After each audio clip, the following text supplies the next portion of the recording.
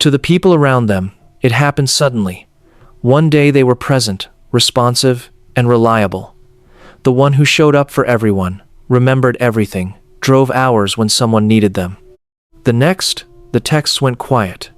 The invitations declined politely and then stopped being accepted at all. The relationship simply ceased. No argument, no dramatic ending, no explanation offered to the people waiting for one. From outside, it looks like a decision made in a moment. From inside, it was the conclusion of an argument that had been running for years with evidence that kept accumulating and a nervous system that finally, after a very long time, said enough. The word suddenly is the first thing psychology asks us to examine, because the behavior that looks sudden almost never is. What is sudden is only the visibility of it, the point at which the internal threshold crossed into external action. The accumulation that preceded it was long, invisible to others, and entirely legible to the person living through it. Here is what that accumulation typically looks like. There is, in these relationships, a consistent pattern of asymmetry. The person who eventually disappears was, for a significant period, the one who appeared most reliably. They were the first to text. The one who adjusted their schedule, canceled their own plans, showed up at other people's emergencies without being asked twice. They were, in the language the reference literature uses, the reliable one, the emotional infrastructure of their social world. And then, at some point, they needed something. And the response they received: silence, a brief acknowledgement, a promise to call back that was not kept, was not proportional to what they had consistently given. Research on social exchange theory, developed by psychologists John Thibault and Harold Kelly, established that relationships are sustained when the perceived rewards of participation exceed the perceived costs. People develop an internal standard, a comparison level, for what they reasonably expect from close relationships, built from long experience. When a relationship consistently falls below that standard, the mind begins running a calculation it does not always make conscious. The exchange is in deficit. The investment is not being matched. And at a certain point, the nervous system stops authorizing further investment. What people outside the situation experience as coldness or abandonment is, from inside, economics. It is the rational conclusion of a ledger that has been running negative for longer than anyone watching from the outside understood. But economics is only the surface layer.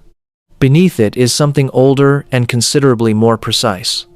The cutting off behavior, the clean withdrawal, the quiet exit. The decision to stop initiating and simply see what remains is what attachment researchers would recognize as the fully developed expression of avoidant attachment. John Bowlby and Mary Ainsworth documented what happens when a child's bids for connection are consistently unmet, when asking for help produces silence or dismissal, when needing something is treated as inconvenient, when the message absorbed is, the people close to you are not reliably available when it matters. The child does not give up on connection. They develop a strategy for managing the pain of its absence. They deactivate the attachment system in contexts that have proven high risk. They learn to self-contain, to not reach, to be fine without being asked. And every adult relationship that followed confirmed the original lesson. If any of this is already making something land, if you recognize this pattern in yourself or in someone you lost, take a moment to like this video. It helps more people find this conversation. And if understanding the psychology beneath human behavior is something you want to keep exploring, subscribe. This is exactly what we do here. What develops over time in these adults is a capacity that looks like hypervigilance, but functions more like accuracy. They become unusually fluent in the language of emotional unavailability. They can detect the effort that flows consistently in only one direction. They notice the responses getting shorter, the plans that become permanent future tense, the way someone's presence correlates precisely with their need and disappears with its satisfaction. They develop this perceptiveness, not from paranoia, but from data from years of patterns that taught them to read microsignals other people miss entirely. At some point, many of them run a quiet experiment. They stop initiating. They stop reaching first. They wait to see if the relationship exists without their efforts sustaining it. The results are almost always the same. And those results are not a catastrophe, they are a conclusion. The relationship wasn't mutual. It was maintained by their labor. The withdrawal simply made visible what the landscape had always been. Here is the counterintuitive truth that psychology research on loneliness clarifies. The most painful form of loneliness is not situational aloneness, the experience of being without relationships. It is relational loneliness, the experience of being unseen within them. Of sitting in a room full of people who call themselves your friends, and feeling fundamentally invisible. Of being in a close relationship and still feeling, at the most honest level, fundamentally alone. The people who cut everyone off are frequently not trading connection for isolation. They are trading relational loneliness, the more painful kind, for situational aloneness. The quiet that follows is not the arrival of loneliness.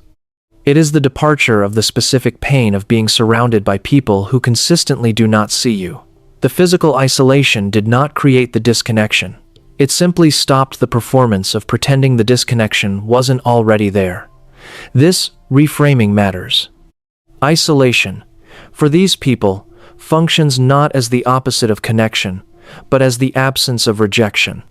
It is the one space where the attachment wound cannot be activated, because there is no one close enough to trigger it.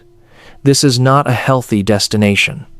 But it is a sophisticated form of protection, while something heals, and the distinction between a wound being protected and a wound being ignored is significant. The behavior also needs to be distinguished from its surface. Appearance. These people did not build walls, or more precisely what they built were designed to function as boundaries, and boundaries and walls serve different purposes. A boundary is selective. It keeps the wrong people out while remaining permeable to the right ones. What looks like a wall from outside is often a boundary system that has had to become increasingly calibrated after years of the wrong people finding their way through. The structure appears permanent because the conditions requiring it have been persistent. It is renovation architecture, not final architecture. And underneath all of this, underneath the withdrawal and the quiet and the clean exits, something important is being protected. The person who cut everyone off is not protecting emptiness. They are protecting the part of themselves that still remembers what genuine connection felt like, what it felt like to hope that it was possible. The small and specific flame of belief that it is possible to be truly known by someone. They are keeping that flame sheltered from environments that keep extinguishing it. Not because they are done, because the flame is still there, and the conditions it has been exposed to have not honored it. What looks like coldness from the outside is often something considerably warmer from within. It is the protection of capacity. The conservation of the one thing repeated disappointment could have destroyed, and didn't. The person who cut everyone off did not stop believing in connection. They stopped accepting the version of it that had taught them, consistently and over years, that being close meant eventually being alone. They are not giving up. They are in renovation, and the quiet they are living in is not the silence of someone who gave up on being known. It is the silence of someone who finally, after a very long time, stopped making noise to reassure people who were not listening. Have you ever gone quiet, stopped initiating, stopped reaching, not from indifference, but from a clarity that the effort was only ever going one way? Leave it in the comments. More people understand this particular silence than anyone who has ever lived inside it tends to realize. Thank you for watching.